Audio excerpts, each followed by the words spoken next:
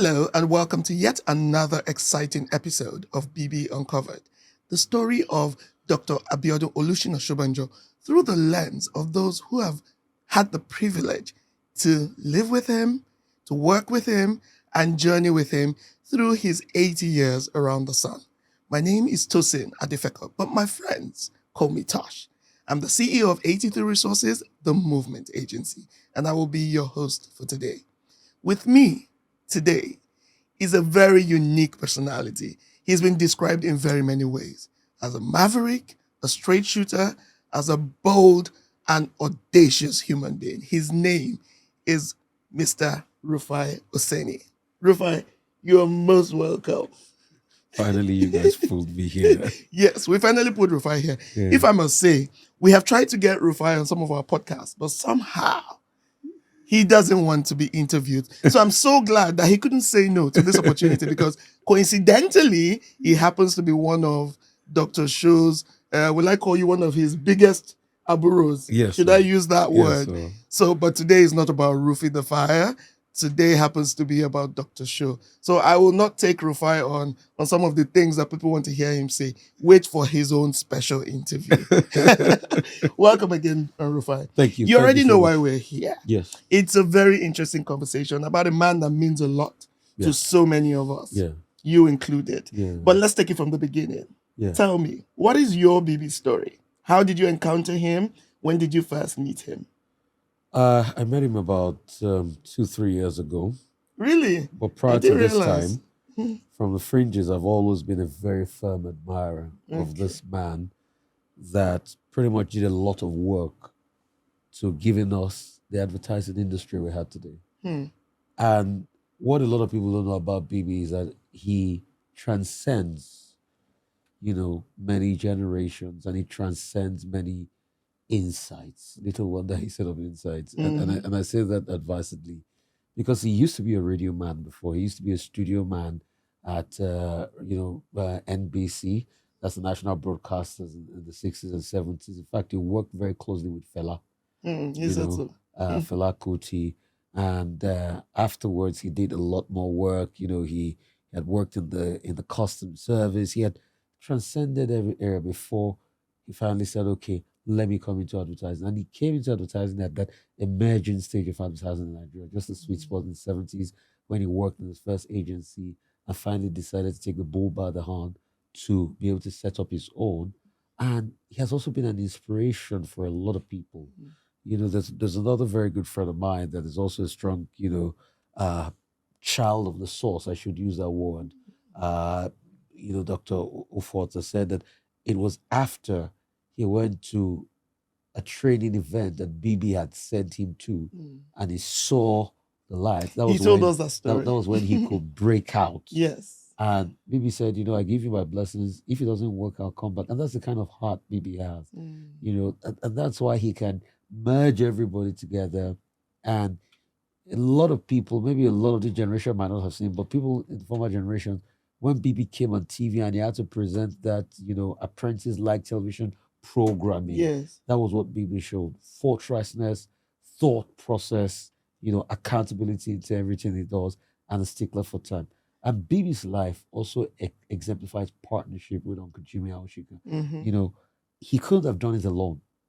Sure. You need people to work through the journey of life. And he's been blessed, to have our dear mommy by his side, but also Uncle Jimmy as regards to business and, the can-do spirit, which is unusual. I remember these because I'm also a product of a lot of conversations. So my pastime every Saturday or Sunday sit down with BB and we just talk. We talk for 5-6 hours. And I remember how BB started the security company. It was because of something that could have taken his life. Okay, fighting on and saying to himself, I'm not going to give up on this crazy rat-tack robbers. But apart from all of the conundrum then, he now took it one step further by saying, why don't we have this in the ecosystem? And he keeps innovating every time. I love that you've gone further, Rufai. You would know when someone is extremely passionate about someone.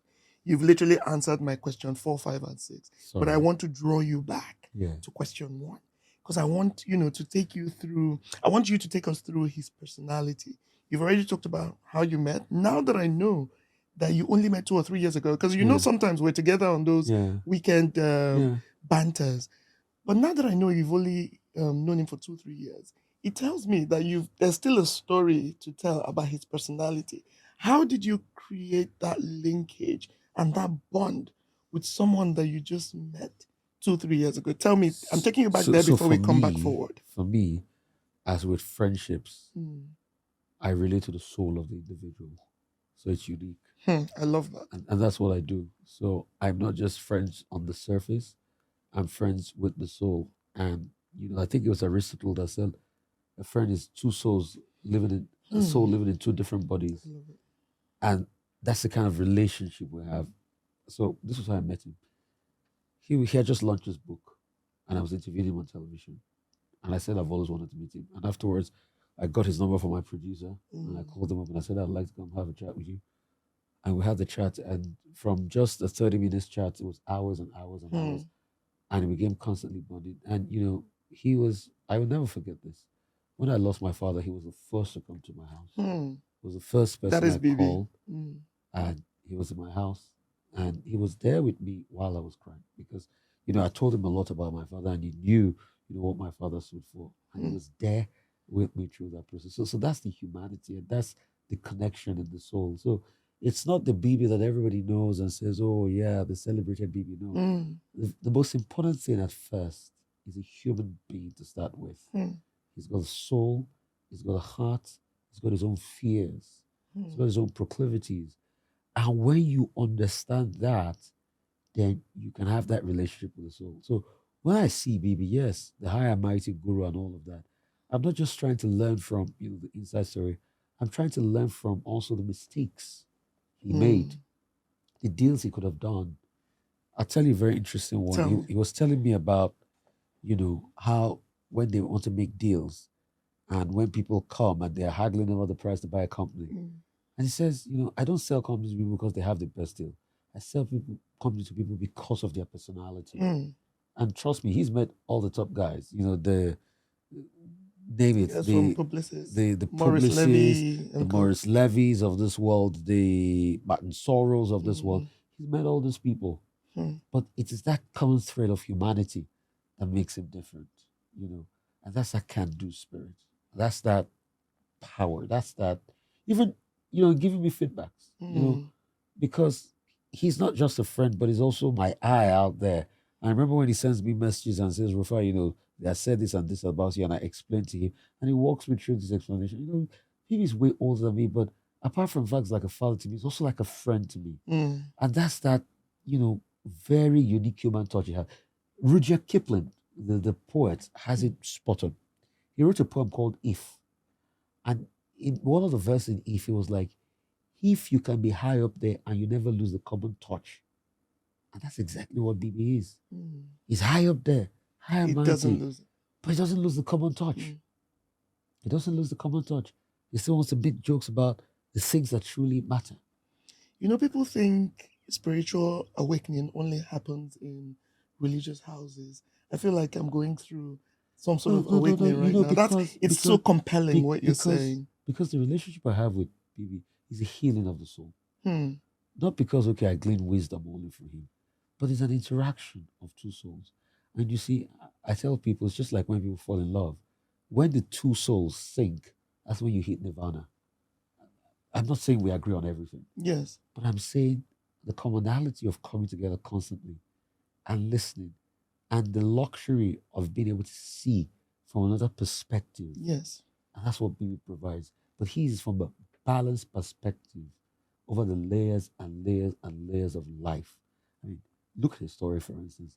Came out of a family where his father used to work in the railway, the experiences they had, the traveling and all of that, growing up in Odobolu, going to Odobolu Grammar School, his father dying early on.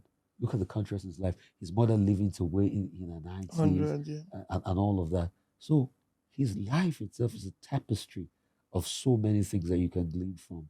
And with my own short experiences, marrying that with his, it's just, miraculous. And that's the solidity friendship brings. And an ultimate privilege, if I must say. And it's a privilege of a lifetime. I agree. And that's why I tell people, BB is everlasting.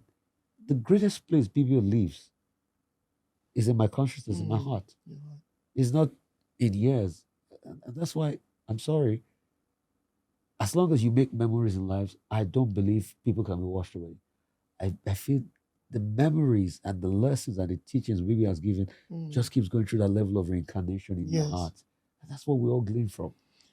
I love it. So, I mean, you've said so much in terms of his personality, his character. Do you want to like maybe narrow down? Like, is that this one thing that you would call the most admirable thing about BB to you? One thing that endears me to him when we have those our long Sunday conversations, because it always involves lunch and dinner and a lot of premiership Football. and Arsenal, in the mix, and a lot of teasing Yes. when his team is not playing well and all of that. One thing that endears me is his hope. He's a very hopeful person. Especially for Nigeria, right? Yeah, he's hopeful about Nigeria. He's also hopeful about the possibilities of the future. Hope is something you can't hold in your hands, but it's what keeps you awake every day. Because if you don't have hope, you'll be dead. You say it's never going to get better. And that's it. And that's why it is that hope and tenacity that was to make him keep fit, get on the treadmill, Honestly, work out. he works out every day. Put in effort. It's that hope that makes him see life the way he sees life. I mean, the other day he was telling me about his birthday, and I was teasing him, "Am I Joe Baje?" And he's like, "Yeah." And I said, "Baby, I'm not even looking forward to your 80th. Yeah. I'm looking forward to your Your 90th. So that's the hope. Yes. Because see, the secret of life itself is the power of hope. The day you lose it, it's gone. That's it all over. And it's that hope that makes you want to see the next day. Are you going to have bad days? Yes. Are you going to feel days that you feel hopeless? Yes. But every single day you die, you're reborn, you have the capacity to dream and hope again. And that's what makes you look forward to the next day. Great stuff. What would people be surprised to learn about him from your interactions with him? His heart. His heart. A lot of people might not have experienced it because, he's this professional go-getter and all of that. But his heart. There's this saying, I think it was Bono from U2 singing the song, and it said, "Stay a child in your heart." He's a child in his heart, and it's that willingness he used to forge through life. And trust me, I know people that have his Momo buttons, his grandchildren. It's Jesus true. Christ. That My is true. goodness. They're jumping all over his head. Mhm. And that's the essence. Yes. Really. Because a man's greatness is not at the time he's more refined. A man's greatness is shown at the time he's caught off guard. And I have seen that. His heart. The way he looks forward to having those grandchildren around. Nothing beats that. Yes. You can see the glee in his eyes. I mean, when somebody's not telling the truth and they think they're lying to you, that they're laughing, you won't see the glisten in their eyes. But when you see his grandchildren, you see the glisten in his eyes. And that's a passion. There's one aspect of BB that I feel like I can easily draw parallels with your own life, which is the ability to be bold and audacious and to call a spade and to speak truth to power. Do you want to speak about that? I feel like that's a commonality between you two. For me, and I tell you where that comes from. Tell me. Conviction. It is conviction. I agree with you. You can never have conviction and not be bold. It's that conviction that led BB when he started his own advertising agency. Everybody said, "Oh, you're crazy." The big boys then were the foreign companies. The foreign companies of this world. But indigenizing the advertising space, you're crazy. How are you going to be successful at it? But a conviction. The conviction to keep forging ahead. The conviction to believe. The conviction to keep expanding. Sometimes you feel foolish because, you see, your conviction sometimes might even get to the point of illogicality. Or lead you into trouble, maybe. Or lead you into trouble. But the problem is, people out there do not have the capacity to understand what you feel. And that's just it. So when you have that conviction, you're bold, you're forthright. And what is bold? Being bold. Bold means giving energy to your inner cravings. That's just it. So you're giving energy to to your inner critic. I ask the tough questions because I'm convinced that Nigeria must be better. And if I need to put a politician on the spot to be able to get that answer to the millions of people that are watching, because, like in my own life, I don't do the things I do because of myself. I do the things I do because of what it does to millions of other people. So, like I said, The being voice of the bold people. means getting the energy for your inner conviction. So definitely you can't betray your inner conviction. And that's where courage is. And that's where you dare to do things people will never think that can be done. That's powerful, Rufai. Let's talk a little about passion. You know, people bandy the word passion around a lot. What is the importance of passion to success? You know, there's this saying, somebody was telling me the other day, says, Rufai, talent is universal, but passion sets us apart. You know, somebody the other day was talking about passion. And he says, passion could be a two-edged sword. It could be passion or passion. Passion. What is passion? Passion means the whip. Passion. Okay. Because your passion sometimes could be a whip, like it hurts you because you're ready to go against every other thing just to be able to execute it. And your passion too can also lead to success. So what is passion to me? Passion is the internal alignment of your entire faculties to a certain goal. So once your internal aligns, the internal and the external, you have a soul, then you have a body. Your body, your leg walks. Your leg walks for a meeting because you want to get that account, the Facebook or any account, to be able to grow and advance your company. So even when your legs cannot carry you, the soul is aligning. So the soul will push your weak legs and keep running. So that's why passion, once the internals, every part aligns to a concerted goal, is passion. Even if it's going to hurt you, that's what I say, it could be passion part. Yes. Even if you will fail at it and you might be disappointed. But the most important thing is that your passion reigns supreme and it was targeted at the goal. That's why they say if you try and you don't succeed, keep trying again. Exactly. There's an American rapper 50 Cent. When he released his first album, you know what they called it? What? It says get rich or die trying. So you just need to keep going at it. And that's what passion does for you. That's what talent is universal. Everybody has talent. You can wake up every morning and come and talk, and you have talent to talk. But what gives you that internal pep to keep going is the passion. Passion sets us apart. Wow. What an interesting conversation, if I must say so. But let's talk about legacy. How do you think Bibi will be remembered in the years to come? You see, for me, the way I define legacy is this. Yeah. Legacy is an aggregate of your convictions and the achievement your convictions can get you. So once you have internal conviction, it will lead you to doing things. You'll get achievements, you'll get failures. That becomes the sum total of your legacy. Internal conviction first, then the expressions. What it brings from you, whether good or bad, is legacy. But the most important legacy that even creates the conviction that brings us those good or bad that becomes legacy is what? Is love.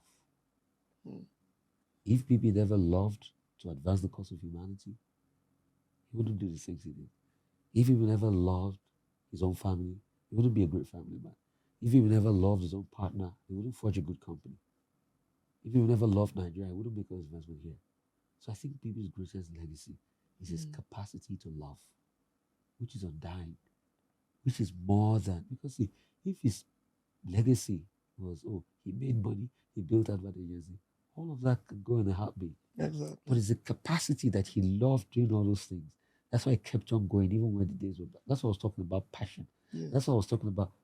Conviction is that energy that you give. I mean, boldness is that energy that you give to your conviction, because once you convince yourself internally. So I think for me, his greatest legacy is his capacity to be able to love, one, his society, love to follow his dreams, love to follow his family, and most importantly, his love to humanity and to his God. Mm. In the end, that's all that matters. Yeah. Every other thing is secondary. Like there was this old gospel song back in the days I used to hear in Worry.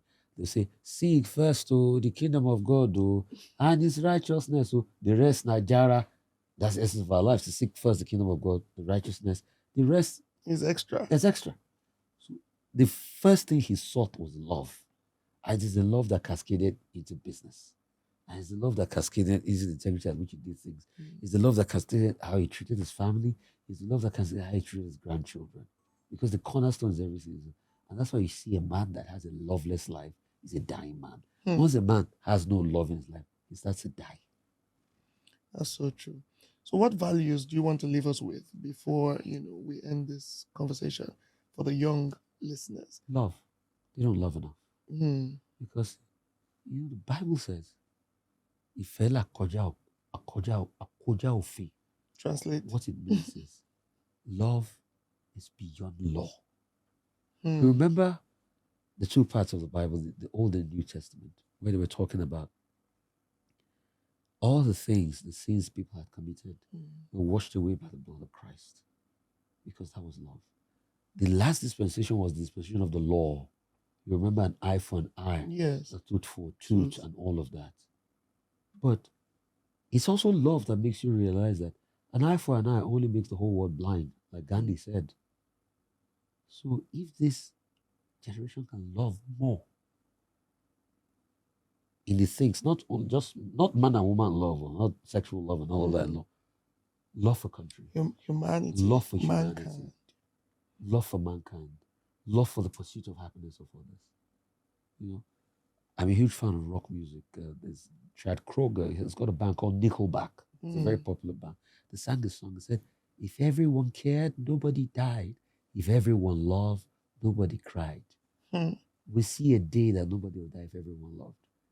So the most important thing, if you can love truly, then we'll have less of the problem. Most of the problem is that people become very selfish. It's about themselves alone. They want to drive Ferrari. What's the essence of driving Ferrari at the expense of your brother that can't afford 3 square meals? So you want to drive Ferrari so you can show off to him. You see, the society is quite very loveless. That you buy a small generator, what you call a better pass my neighbor. You're always looking for ways to suppress and march upon your neighbor. You go to the church, you say, march upon the devil, march upon the devil, march upon the devil, march upon my enemies. All my enemies will die by fire. If you love, you will not be conscious of your enemies. You'll be conscious of the advancement of humanity. But you see, we have built a society where they have taken love out of the ecosystem. And what did I say before? When you take love out, society starts to die. When you take love out, society starts to die. It's just like a cancer. When a cancer comes into a body, when you take the things that feed the cancer starts to die. When you take sugar and all the other things that you ought not to eat, it starts to die. Society has been asphyxiated of love, so it becomes empty. And when you asphyxiate something, what happens? Necrosis starts to set in. That's why the Nigerian society is suffering what we call both economic necrosis, psychological necrosis, value necrosis, and necrosis across everybody. That's why you see that many years ago, Fela sang, police station, don't bank hygiene, I'm a director. People are taking bribes from people. Yes. People that you were put there to help. I mean, how will somebody that need the assistance of the police come? You know he doesn't have money. You keep telling him, give me bribe. Give me. You know he doesn't have the money. So he goes to beg to give that money to you. Yes. And what do? You waste the money away. You want to drive the biggest car. You as a politician goes, he steals all the money. Siphons, put the money in his big bank account, in his bank. He's having fun at life. For his great grandchildren. But people are suffering. And he doesn't love, and he gives them pittance. No. If you love, you will say, oh, I want to create a change. So the greatest thing I tell people is, let's go and love more. And because the Bible says, for God so loved the world that he gave his only begotten Son, that whosoever believes, is because of love. Love is sacrifice. If our leaders truly love us, we're not going to be where we are today. So I think love is one of the greatest values. Love is the value that begets other value. If you go and read the Bible, the fruit of the Spirit, long suffering, huh? All of this, like, for you to suffer long for somebody, it's because of love. Kindness. You're kind to people you love. You once you have love in your heart, you'll be kind to people. Temperance, patience. You have it because you have love. So we need to go and love more. We don't love ourselves. No, we don't. Because if you love yourself, you will not support ethnic bigotry. You will not condemn another tribal group. You will not condemn another religion. Because God Himself is love. And is accepting of all. Yes. Regardless. Yes. 1 minute I thought, Rufai, the fire was suppressed. And the next minute, even from going into the love stories, the fire came out again. So I guess it's always there, isn't it? That's what heralds everything I do. That's my life. It's a passion, isn't it? Yeah, it's the I love love it. that morphs into the passion and Yes. everything. It's the love that morphs into the conviction. Describe BB. 3 words. That's the last question before we ask you to wish him a very happy birthday in your own words. Describe him in 3 words. Maverick, Okay. unconventional, Yeah. thinker. That's 3, but we can go I've on. done 4. Can I also put the word, I like the word mad. Mad. You know what mad means? Well, there was a movie. Making a difference. Oh, okay. Yeah. Because there was a movie in advertising that was also called Mad. I Yeah, don't remember. makes a Yes. difference. That's just Makes a difference. I like it. unconventional. It He's makes not. a difference. He's not your run of the mill kind of person, but most importantly, he's also loving. Yeah. Yes, that's He's one also- part people don't know. The He's ones also, that he's also you know. loving. Forget the tough man facade you see. Yes. So that's a facade. Some people have his mumu button. Yes. Some of us have his mumu button. Some of us are lucky, To have his and mumu privileged, button. yes, Privileged to have his mumu button. to be counted amongst his few. Wow, I don't know how many minutes we spent here, but I know I'm being signaled to end the podcast. But this has been such, a very spiritual conversation, I would say. I've learned a lot listening to Rufai. He's coming out of his element just to respond, to this human that we all love and that concept of love that Rufai just took us through. I'm sure we've picked a thing or two from that. I will let Rufai wish Dr. Show a happy birthday now, and then we can wrap up this session of the episode. Daddy Show! Happy birthday, from the depth of my heart. My Ikwe daddy, I love you so much. And, I really appreciate what you stand for, what you've constantly been. 80 is just the start of life. Life begins at 80. Cheers to many, many more years of impact. Cheers to many, many more years of greatness. And, keep shining your light. You're a light, Yeah. Keep shining your light. Bless you, sir. Thank you, Rufai Oseni. Thank you, listeners, for joining us. We look forward to the next episode and have a very great day wherever you are. Thank you.